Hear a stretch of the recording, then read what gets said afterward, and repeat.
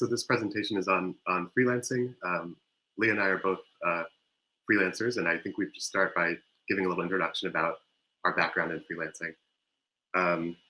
Yeah, so my background was I was a youth filmmaker at a fairly young age, like middle school and high school, and I attended NFFTY a bunch of times.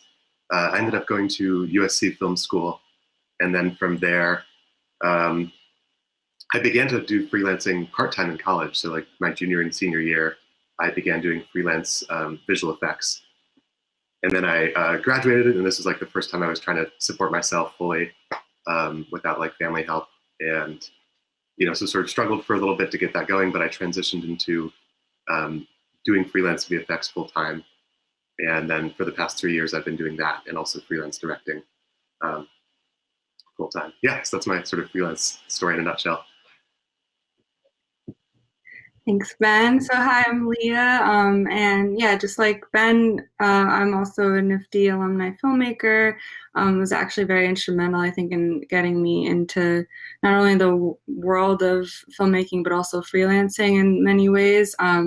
I started off going to school at Ithaca College for documentary film and ended up staying there an extra year. And I worked at a production company thinking that maybe the way in would be to just climb the ladder, work as a PA, then work as an associate producer, and then a producer. And I ended up, after that, realizing I did want to do my own thing, and I wanted to be my own boss and work on my own projects. So I moved home, did a couple of film fellowships at Jacob Burns Film Center and Sundance Ignite, where I made 2 short films. And at that time, I was living with my parents, and I didn't have any clients, and I was mostly trying to do directing and producing. So after those 2 fellowships, I had 1 or 2 clients from local organizations in the community in Westchester where I was living. From there, I was still living with my parents and had a babysitting job to support myself. And then after about 3 years of living with my parents, I ended up having enough of a client base where I was able to move out. So my journey was sort of like sacrificing, you know, my living situation a little bit, which I was obviously very privileged and grateful for my folks, but at the same time, not everyone is in that position. But for me, I wanted to be able to have this space to work on my creative projects and also build up a client base. And that was really the only way that I was able to at the time. So now I'm full-time freelancing and trying to join actually a workers co-op, which I'll talk a little bit more about later. And yeah, excited to tell you a little bit of tips and tricks on how we survived and hopefully thrived a little bit. Yeah. I just want to mention that throughout this presentation, so there's a comments, there's like a comments chat, and there's also a question section. So please feel free at any time to leave questions in the question thing. We'll also have some time for questions at the end. But if you want to like go ahead and leave questions as we go, we can also like we'll see those and we can answer them when it makes sense. Yeah, so I want to kick it off by just talking a little bit about the sort of lifestyle of freelance and what makes freelance like different than a more traditional 9-to-5 job. I think probably for a lot of people who have worked in the industry, you've done some freelancing, but just to go over the basics, with freelancing, you have a lot more flexibility. So this is, to me, this is like the main benefit, and this is sort of like the part of it that I really appreciate, meaning that I can, especially to take time off as a director, I can take time off to direct when I need to. I think the sort of flip side of that is that you have less consistent hours and often less consistent boundaries in terms of expectations on your time. So this might be especially true for people who work in post, like me. I do VFX. I think in post especially, clients will often expect you to be available 24/7, be available on weekends, you know, be available late at night to redo a render or meet a deadline. I think it's a little bit more sane in like set life where you're, you know, on set on a certain call time, but I know certainly for posting, you know, the expectation on your time is pretty extreme. Yeah, so that's sort of like just a broad overview of the freelance lifestyle. Cool. Yeah, and so I think everyone's trying to understand, you know, how does one get started in this world? Obviously, I'll reiterate this later, everyone has their own journey, even if you hear between Ben and I how different some of our journeys were into freelancing. But I would say if you do have like a focused area or of interest already, or a skill set, like you really know you want to make a living as a DP, or you want to do sound or lighting, that's really great. And I think it's a little bit easier to get started freelancing because that way you could just reach out to DPs or sound folks that you know and see if they need help as like an AC, an assistant to them. And I think that's like a really great path to work your way up through with working under those individuals. But if you don't know where to start, you don't know really what you want to do, you're kind of fresh out of film school like I was, and was a little bit uncertain. I think everyone says this, but being a PA is really helpful. And this is actually advice I think I did get at one of my NFTYs, that, if you're going to be a PA, don't just be passive about it. I think it's really great to be a PA because you kind of have an overview of the entire set experience, and you get to see what departments you're sort of gravitating towards. Or, if you're really into directing, I always like to say, like, really focus on the director. How are they doing their job? Do you like how they're doing their job? Do you think that there's things that they're doing that, you can maybe mirror or mimic? And I think that's one of the benefits of being a PA, is actually really just getting that bird's eye view of what you're even interested in. And then from there, I think it's easier to start finding your people, reaching out to people on set saying, oh, I'm gravitating towards the camera department for some reason. Sorry, it's laundry. Then I would reach out to the cinematographer and ask, do you need help on your next set? Do you need an assistant? Do you need an AC? And I think that's another organic way to experience that. It's also, if you're not from a metropolitan area, I know like finding sets might be even a little daunting and difficult, but you'd be surprised. There's a lot of Facebook groups. If you look at your nearest metropolitan area film Facebook groups, I've been able to find a lot in typically rural communities as well. So I would check that out, as well as Craigslist and many.com.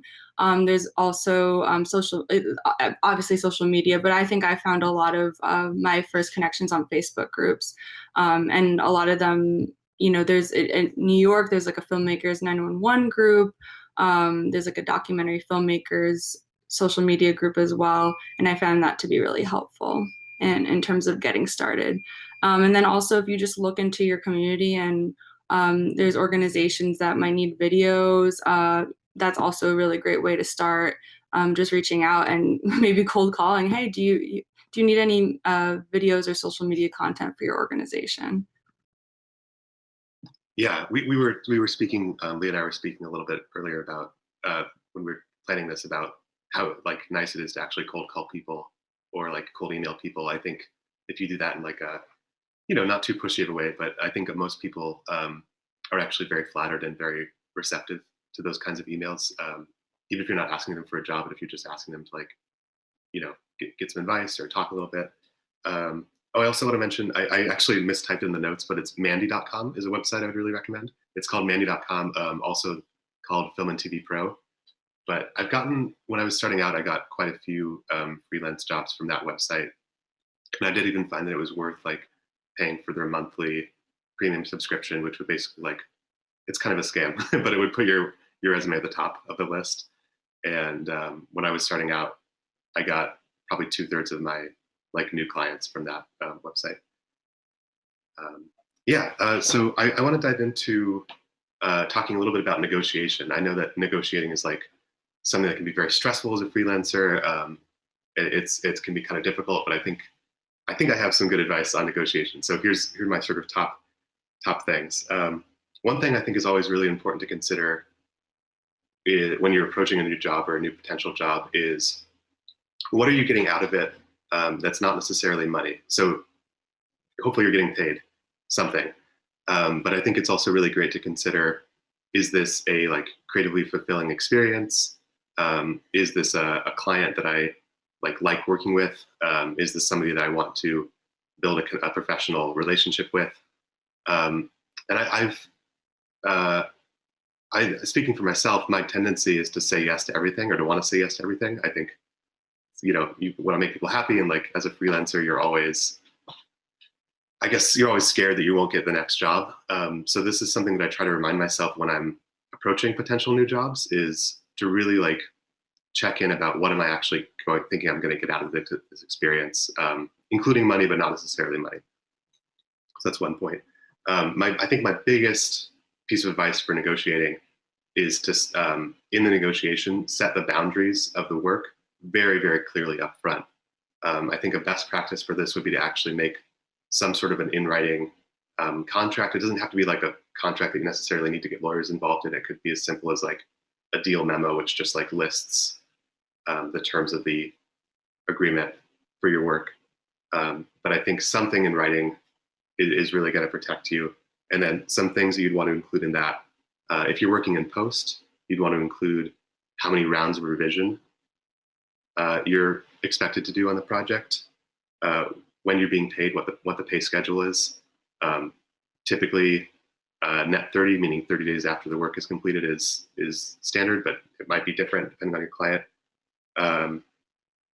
Yeah, I guess speaking from personal experience, I remember like one of the first times I really got burned, not doing this best practice of like having things in writing and having the terms very clear, was I was starting out. It was like my first year of full-time freelancing, and I did the effects for an indie action feature, which I won't name, but the director was kind of shitty, and I completed all the VFX that were originally assigned, and he decided that he wanted to add like 10 more shots that weren't in the original agreement, and basically he withheld pay until I did extra work. So that was a situation where he was probably just behaving badly, but also we didn't have our agreement in writing, and which sort of allowed him to say, "Oh, I thought I was paying you when the job's finished," whereas my expectation was I was getting paid when I finished the original batch of work. Anyway, just an example of things can go wrong. I think if you're someone like me who like tends to see things optimistically and tends to trust people, sometimes, at least for myself, I have to remind myself to be a little bit more, have my guard up a little bit more, and like set those terms really firmly at the top. Another thing that's like been super helpful for me in post is having a day rate. So day rates are very typical when you're working on set. If you're a DP or in camera department or in production design, all those jobs. In post world, it's a little bit different because I think often people will want you to agree to a flat rate, meaning like one rate for the entire work. But I really found that ever since I shifted to putting things in terms of I have a day rate as a VFX artist, it's been very helpful. And the reason for that is it kind of reframes it. So just to take the example of post work specifically, I think if a client says, "Oh, we have such and such budget for this project," and that seems low to you, and you say, "Oh, that's not enough money," it's just very abstract, and I think it's very easy for a client to say, "Oh, can you do that for half the price?" Or just if it's simply a conversation about money in an abstract sense. But if you have a day rate and you can tell them, "Here's this fact about me, like my day rate is whatever per day. Therefore, I would quote you 5 days for this post work. Therefore, the total is this." It sort of reframes it where it's now harder for them to just talk about abstract numbers, and they have to now put it in terms of your work. So if they say, "Oh, I want it for half the price," you could say, "Well, we can do that, but it's going to be half the number of days I'm working. Therefore, we have to simplify the work," or something like that. And it's sort of, I just think it frames it in a way that benefits the freelancer. So day rates are your friend. That's my big point there. Another couple of things I'll touch on is, I guess, when to recognize that you're in a good negotiating position. So one place that's really good to recognize is if you're ambivalent about taking the job, if you don't really care if you take the job or not. This is actually, I know that sometimes people don't realize when they're in this position, but it's a great position to be in. Negotiating from ambivalence, kind of the phrase. And this would be a good chance to like test out a higher rate than you normally ask for, or ask for other terms that would sort of sweeten the deal for you in some other way, or maybe ask for more creative control if that's something you're looking for. But I would just really encourage everyone to like recognize if you are, for money reasons, you could go either way about it, or you're just not excited about that project. It might be a sign that you shouldn't take it, but it might also be a sign that you can like negotiate harder than what's comfortable for you. And this would be a chance to be bold and like try out some tougher asks, I guess, on your end. In the same sort of ballpark, if you're in a position where you're overworked, which sometimes happens in freelance, that might be a sign to like negotiate harder or try to raise your rate at that point. And yeah, and I also just want to call out boundaries on your time. We mentioned that a little bit earlier, but that's like another component that it would be very important to set at the top when you're setting the terms of the negotiation. So, you know, when do they expect you to be doing work, especially in post? Are you working on weekends? Are you working late hours, etc.? A couple other just minor points on the negotiating topic. It's very helpful to ask your client's budget before you give them a quote. I think I've seen a meme on like one of those filmmaker memes groups where the client is saying, "What's your rate?" and the freelancer is saying, "What's your budget?" And it's kind of this, both people really want to know the other person's answer first. But as a freelancer, you do want to know their budget first. What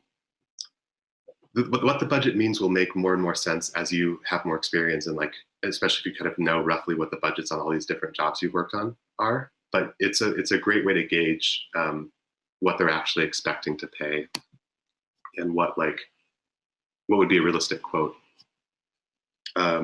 And then the final thing I want to touch on with negotiating is I know that there's often a fear of like losing jobs if you negotiate too hard. I remember my friend recently had an opportunity to make like a short video for Netflix's Pride Month, and you know, they asked him, "Okay, what would you quote us for this?" Which is like such a scary question.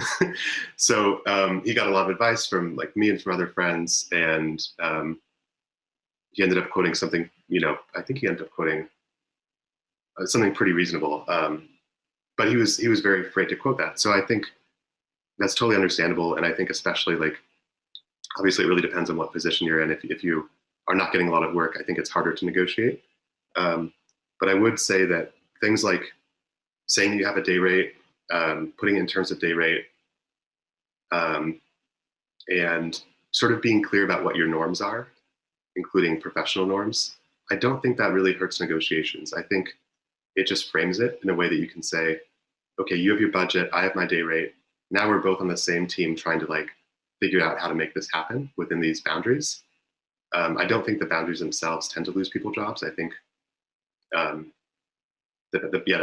overall I'd say setting clear boundaries and day rates is like not that risky to do. I'm seeing a couple questions come in, which might be, relevant. So I think I'll answer these now before moving on. Oh, there's so many questions. Thanks, guys. How did you learn what you should charge when you're first starting out? So a great way to, I guess, get a ballpark for this would be to ask friends who are in a similar like job position. I think when you're starting out, I mean, the reality is that there are times when you're just going to have to like, when you are going to feel like you would take any work, almost like regardless of the pay, which is not a great position to be in, but I know that's like, that's certainly how I was when I was first starting out. But yeah, I would say to try to set like a, hopefully a better rate than that, you could ask friends. I think you could also like log your hours, especially when you're doing your first jobs. A common thing in freelance, especially in post, is that things always take longer than you expect. I still find this, but it's gotten, as I've worked longer, I've gotten a little bit more accurate about my expectations, where I've gone from everything taking maybe 2 or 3 times longer than I expected it would to, you know, now maybe it's like a third again as long as I expected to, but it's a lot better. So when you're doing your first couple jobs, if you can actually log your hours, there's lots of great apps that let you do this, and keep track. Even if you're not charging by the hour, just keep track for yourself. And that could inform, you could say, okay, I work this many hours. If I was working like minimum wage, that would be this rate. Or if I was working above minimum wage, that would be this rate. Hopefully that answers that question. How do you balance your time between freelancing for clients and working on your own projects? Well, this is the big question, isn't it? I'm trying to get better at this. But yeah, I think it's great to be able to tell clients that you're busy on other stuff. I don't know. It's kind of a weird like hustle culture thing that can be kind of annoying, but I think it's great to tell people that you're busy, even if you're not, or, to say that you're busy working on, I don't know, maybe that's dumb, just to seem in demand. What do you think about that, Leah? What do you think about this one? Yeah, I know. I think that it's definitely it's going to be a forever balance, I think. And I think it's perfectly fine if you are prioritizing your financial stability and maybe, your project might take like a 2-month hiatus. Like I've had to do that a few times. And then I know a lot of people who do this, and I'm actually trying to get to this point in my life where I'll work straight for like a month or two, get a lot of money that I know I'll be able to survive for the next couple of months, rent and all of that, health bills.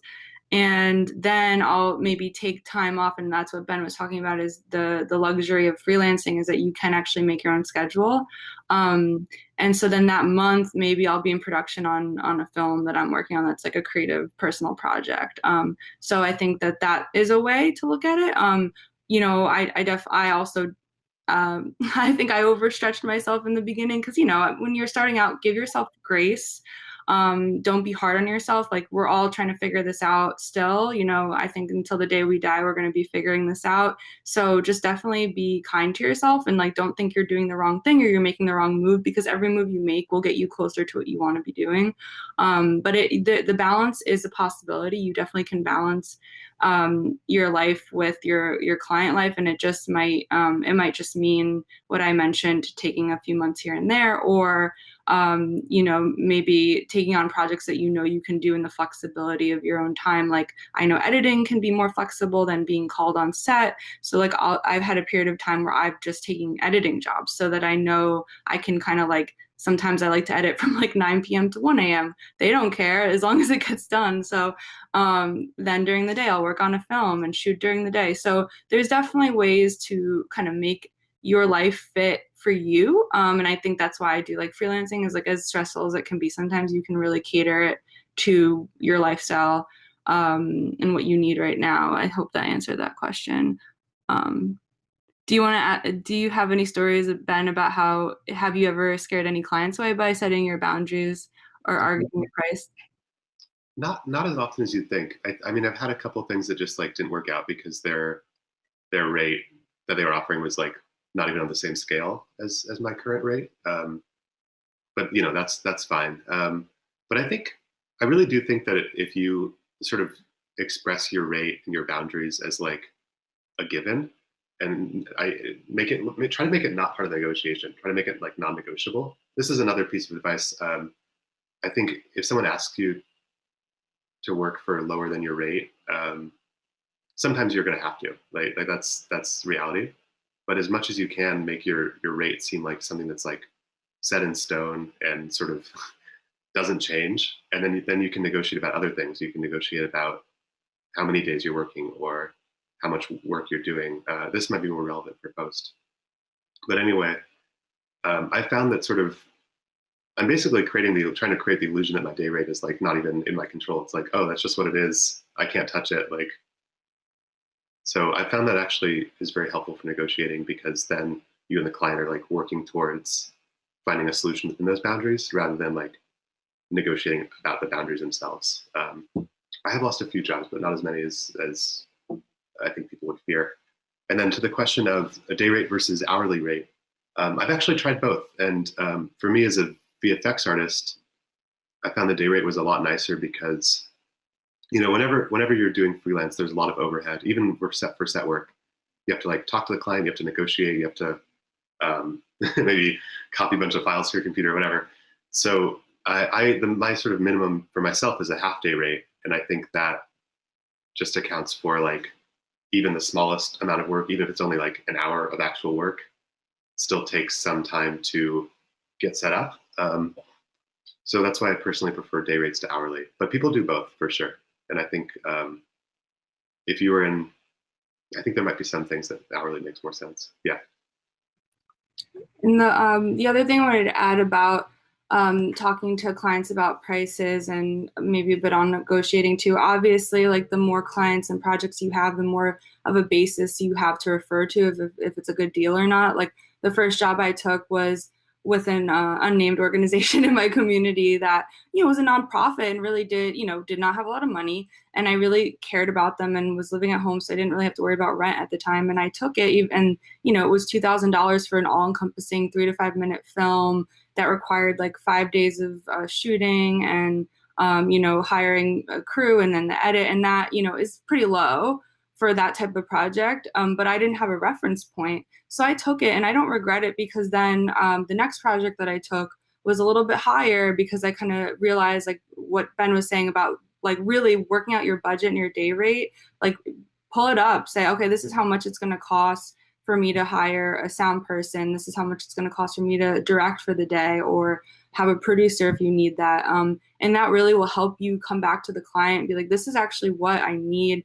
And you'll be able to better kind of, not be afraid of negotiating. And the worst that they can say is no. They're not going to, I've never experienced a client like saying, okay, no, we're not going to go with you for me asking. I think I always like to say I'm willing to negotiate, but there have been projects that I've said no to, and only because like 6 years out, I know that, I don't have the capacity to take on a project at a certain rate anymore. But when I was first starting out, I was taking a lot more projects at lower rates. So I think, again, being like, obviously knowing your worth, but at the same time, if you don't have a client base, maybe just starting somewhere, even if the rate is kind of on the low end, is worth it if you're able to make it financially work.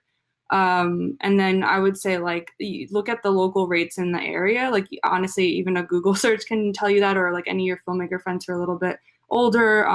I do know like a PA rate, for example, in New York City is wow, I wish, $225 a day. And that's like the low end. So if you think about any job you get, if you're making less than $200 a day, rethink about that. Like, I would just pause and say, is this worth it for another reason that like Ben mentioned? Is it worth it for my reel? Is it going to be worth it for just getting a client? Because if you're making less than $200 a day in the industry, no matter what you're doing, because that's the PA rate, that sort of kind of comes into question. And then, my rates are I'm on like a sliding scale with rates, depending on the client, the amount of time and work that it requires of me. And of course, what their budget is. Do I have the time to take on this project? And it does slide anywhere between like what jobs I'm doing, and if I'm double duty, like cinematographer and director, it can be anywhere from like, I won't go lower probably than $350 these days. And I'm like, the higher end is probably $800, but I know cinematographers, if you have like a kit that's, if you look up like how much your kit is worth a day, you can charge. I know DPs that charge like $1,200 to $1,300 a day, but they own ARRI Alexas and have a lot of reels and experience. But I mean, at the same time, if you really want to get involved in like a specific skill set, you can make good money a day. Like, that's almost like lawyer day rate status. But yeah, so there is, I've never had a client turn me away. And I'm just looking at this question: how do you build a client network? How do you approach clients? Do you have a team behind you? Yeah, well, so I guess I could answer that about building a client network and how you approach clients. The way that I got started, I think I mentioned, but the community I lived in Westchester, New York, there's a lot of nonprofits here. And I was able to get connected to a few of them through the Jacob Burns Film Fellowship. But I basically was tasked with creating gala videos for them. And I only had a couple at a time. And then now it's sort of grown to maybe 4 or 5 nonprofit clients that I have now. And I would say, to start out, you feel free to just look on, a local business that you think is deserving of your talents, and see what their video social media presence is like, if you think that they could use video assistance and help. And I think that's also a great way to just reach out and say, hey, I'm a video filmmaker. I can help you with your materials, your marketing materials. Do you need help? And a lot of nonprofits and organizations really do want videos, especially now with COVID. So it shouldn't be too hard to find at least an interested organization if you don't have, anywhere to start. And then with the team, I think the team is, for me, I was very fortunate to have like alumni networks, which is, again, you're part of a NFFTY alumni network, which is extremely large and strong great network of really talented filmmakers already. So you already have like a starting block of maybe try to find nifty filmmakers in your area to crew up and see if, if people are interested in sound or DPing. For me, I utilized my college alumni networks and then also the fellowship that I was in at Jacob Burns Film Center. Definitely encourage you. There's a panel coming up after us about these fellowships, and I encourage you all to attend that if you can, and I'm happy to answer more specific questions about that fellowship program. But that was, I think, a fellowships plus nifty alumni networks, plus if you went to film school, college networks, and then if you don't have that, then local film boards, local, if you're living in Texas and the nearest metro city is Dallas, I'm part of a Dallas, I didn't live there, but I wanted to connect with some filmmakers in Dallas for a project, so I'm part of the Dallas Filmmakers social media group, and that's also, a possibility that you can do that too, and wherever you're living in either the U.S. or outside the U.S. And do you use a resume when you're getting these jobs, or just a real use a resume? It's freelance. It's a really good question about do we use resumes or reels for our jobs with clients.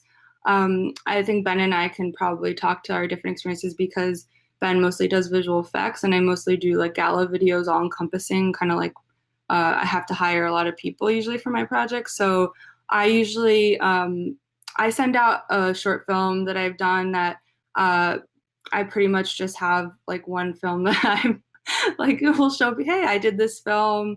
It was on the New York Times. So I feel like a lot of people are sort of like, oh, okay, well, she's vetted already. So you can show one project that you're really proud of, or, people have DP reels. If you're going out for a DP job, obviously I would recommend getting a DP reel together. If you have a skill set specific job, reels are really great. But if you're kind of like looking to direct, showing like just a completed short film or completed film of your directing work actually can be substantial, but it does depend on the client. I know Ben can probably speak to his different experience because you have more of a skill set that maybe they won't. I don't know if you froze. No, okay. I'm here. Yeah, I do both, but I think for directing and VFX, I've definitely found the reel or just an actual completed project to be the thing that is more that people respond to more, for sure. I think I've only had to use resumes on like a couple of those specific job sites that I mentioned, like Mandy.com, or I have a resume on my website, but honestly, I think the reel is what like actually gets me work at this point. Yeah. And then there was a question about pitching, which is interesting. So how often are you pitching projects versus accepting work from clients that approach you? Any tips on building relationships with commissioning editors? I have to admit, I'm not sure what a commissioning editor is. Is that more in the like literary world, or is that? I'm sort of familiar with commissioners in music video world, I guess. But yeah, I've tried both. I think when I was first starting out doing VFX freelance, I would send out a lot of responses to job posts, and now fortunately I get most of my VFX work from referral. For directing stuff, I have tried the thing where I just like send out I'm trying to direct music videos now, send out a bunch of emails to musicians, and I've gotten some nice responses. I've gotten some very nice no's, but most of my actual directing work has also come from existing relationships. In terms of pitching, I think, I think it's always like, if you have a cool idea that's different from what they originally want, I think it's always worth at least trying to pitch it, especially if you're a director. I'm thinking of a situation where maybe either you approach them or they approach you, but you have like a different idea that you like better than their idea. I think it's probably still worth pitching it. I hope that answers my question. Yeah. Yeah. Just to add to that, hi David, by the way.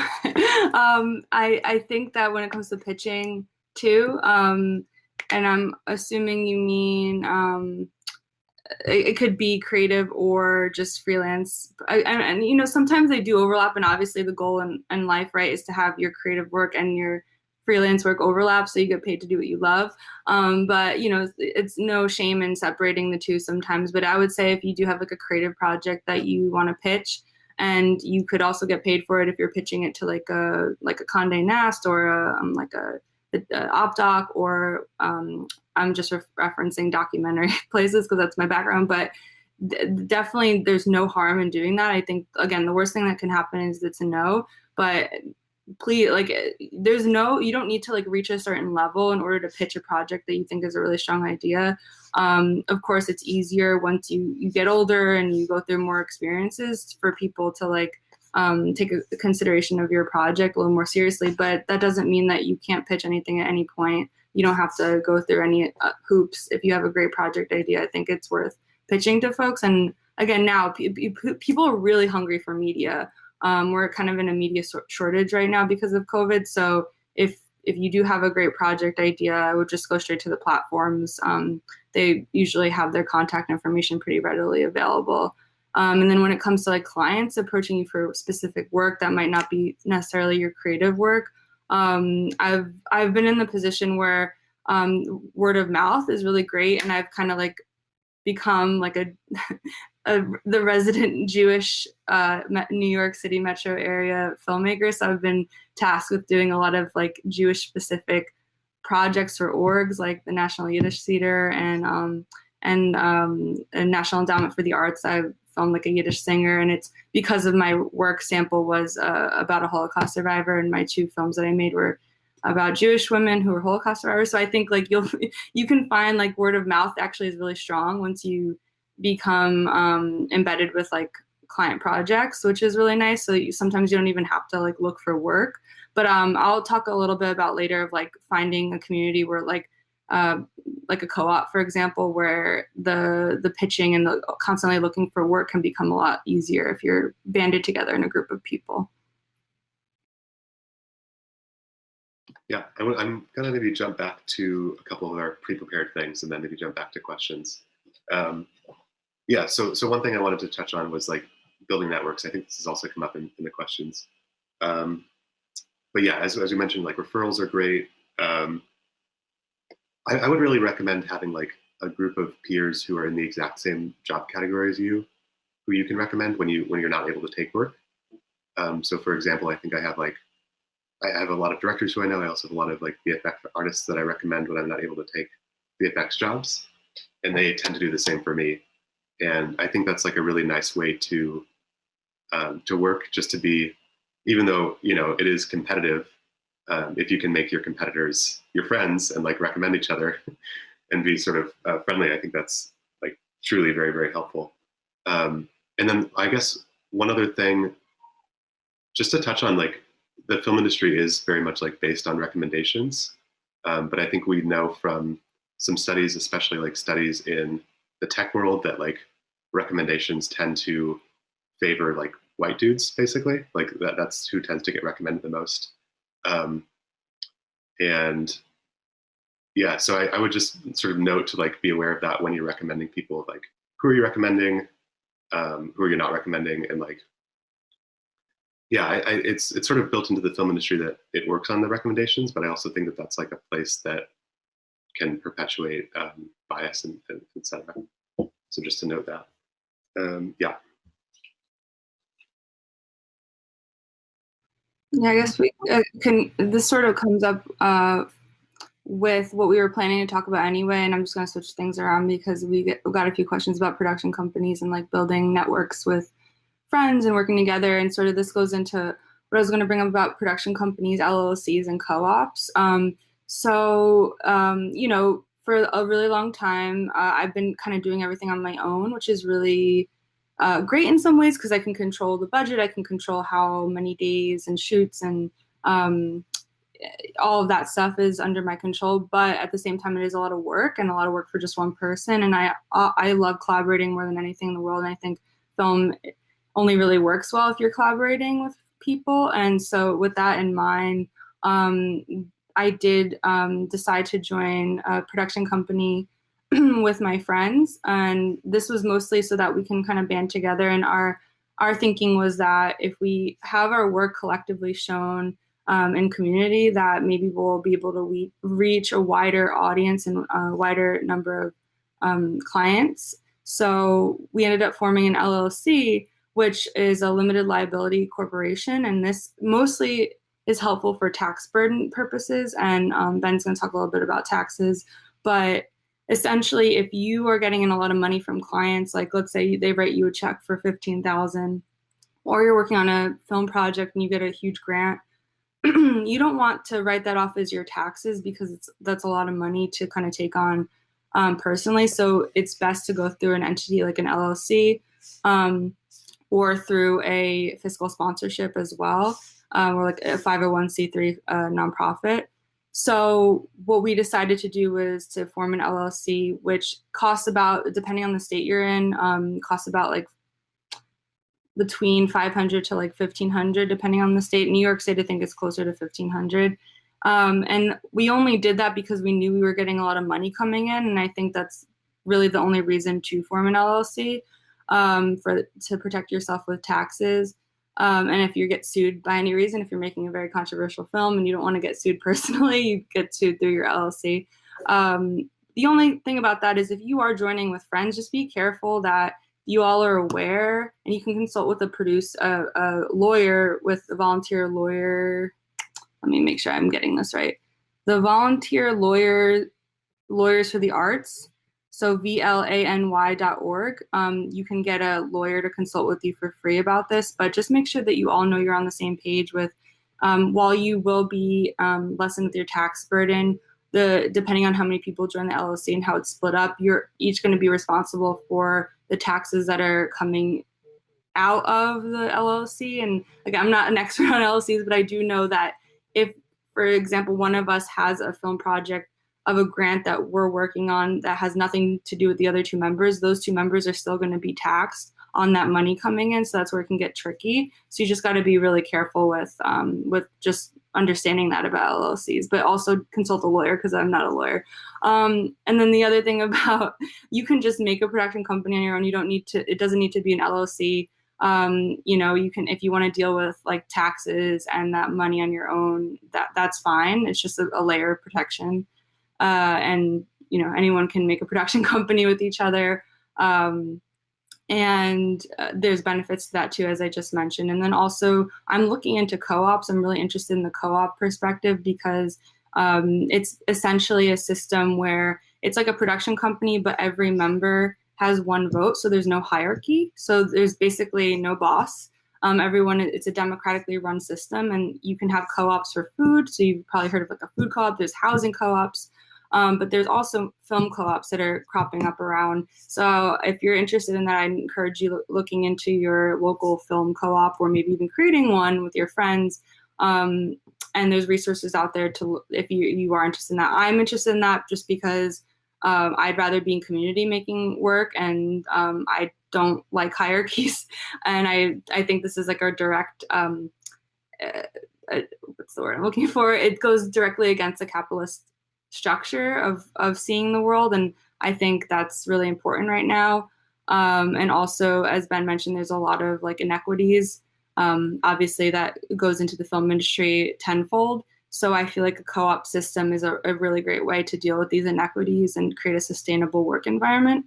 And also just giving the power back to the people, instead of you going in like the factory. You're going into the factory, you work for the man, or this is kind of giving the power back to the workers and the members of the co-op. So I'm interested in that. That's where I'm looking towards. It's not for everyone. If you like capitalism, more power to you. If you want to get the most amount of money and find the highest paying clients, and you don't want to involve other people, no judgment. But I think that there's something to be said about looking into these other ways of being a freelancer. And of course, it's not the only way, and you can be a co-op member and still freelance on the side. So it's definitely not all or nothing either. I want to give a few quick tax tips, and I won't take too long with these. But in general, as a freelancer, you may be paying a higher percentage of taxes than someone who's a salary employee. If you're an independent contractor specifically. So my big advice for taxes is to keep track of deductions. Deductions are your friends. You can deduct a lot of things. You can deduct software, gear, travel expenses, maybe maybe sometimes part of your rent. If you're working from home, you might be able to deduct a home office or part of a home office. And my other advice for on taxes would be to have some sort of like, if you're doing a lot of freelance work, some sort of invoice software.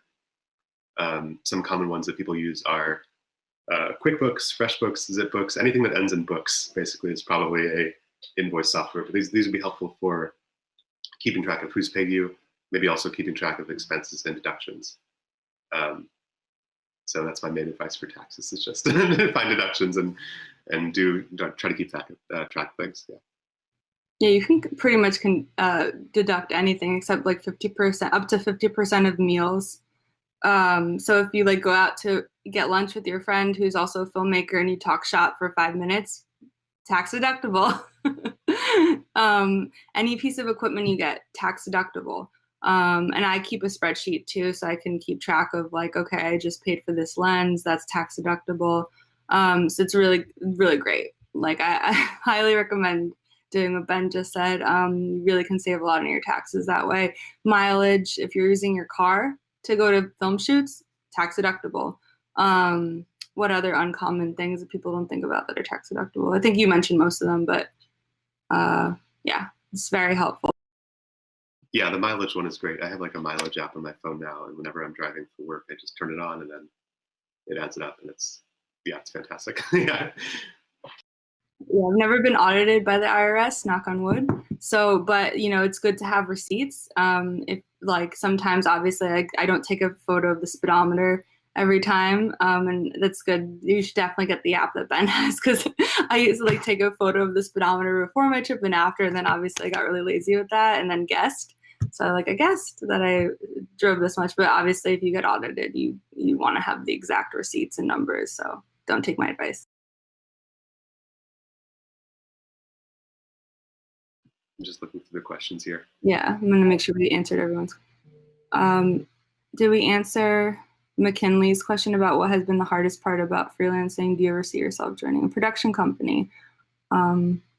Oh yeah, well I can speak to that just more personally. I mean, I think the hardest thing for me has been like the work-life balance can just be pretty unhealthy at times. So that's something that I've been like continually working on and like, talking to my therapist about and like trying to figure out for many years now. But I do see myself potentially joining a production company or I mean, I'm hopefully like signing somewhere as a director in the next couple of years.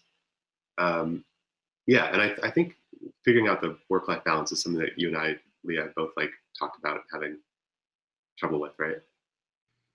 Yeah, and I think this goes into even Natalia's question about the professional goals and what you're working towards. Because, and this is a topic that I do want to touch on too, is as Ben mentioned, the work-life balance and client creative project balance is really challenging sometimes, and that's why like relying on other people for advice, there's no shame in that. Like people are very generous with their time. You'd be surprised, especially people who are like within alumni networks that you're in. I always like to say, like, look to someone who's 1 or 2 career steps ahead of you. So when I was just graduating college, I reached out to someone that did the Jacob Burns Film Fellowship that I knew. I saw them post about it. And so I reached out to her, and she was an Ithaca College alumni. So, I think that's a really great thing. And it's also, they're accessible. It's not like, I can't just call Wes Anderson up and be like, hey, how do you do that? I think it's a lot better to just look at who's a career step ahead of you. And that's an arbitrary thing to measure, obviously, but I would just say someone who's like a little bit older than you maybe has gone through an experience that you want to go through or you hope to go through soon. Someone who has a film under their belt already. It could be anything, but people are really generous with their time, and I would say really utilize that. I think I've utilized that a lot in pretty much everything that I've done. I get people, emailing me all the time. I'm happy to talk to them. I never turn anyone away. And I think people in this industry, especially people within the networks that we're already in, like NFFTY, are very generous with their time. And I think, the topic of kind of getting